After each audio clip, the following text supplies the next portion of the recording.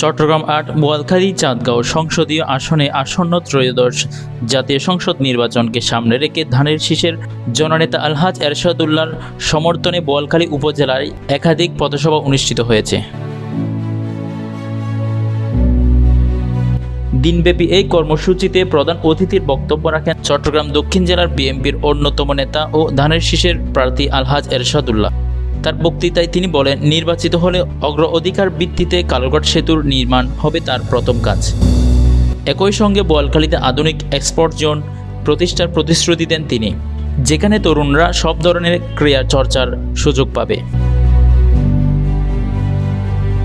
পথসভাগুলোতে আরও উপস্থিত ছিলেন চট্টগ্রাম দক্ষিণ জেলার বিএনপির যুগ্ম আহ্বায়ক জননেতা আলহাজ আজিজুল হক চেয়ারম্যান, দক্ষিণ জেলা বিএনপির সিনিয়র সদস্য শওকত আলম, বোয়ালখালী পৌরসভার সাবেক মেয়র আবুল কালাম আবু এবং আরও উপস্থিত ছিলেন হাজী ইসাক চৌধুরী, হামিদুল হক মান্নান চেয়ারম্যান সহ স্থানীয় ও কেন্দ্রীয় পর্যায়ের বিএনপি নেতারা।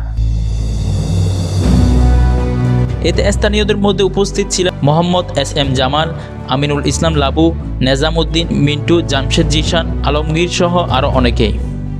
নেতৃবৃন্দ ও উপস্থিত স্থানীয়রা এরশাদুল্লাহর পূর্বের কর্মকাণ্ড, দলের প্রতি তার অবদান এবং এলাকার উন্নয়ন পরিকল্পনা নিয়ে বিভিন্ন মতামত তুলে ধরেন।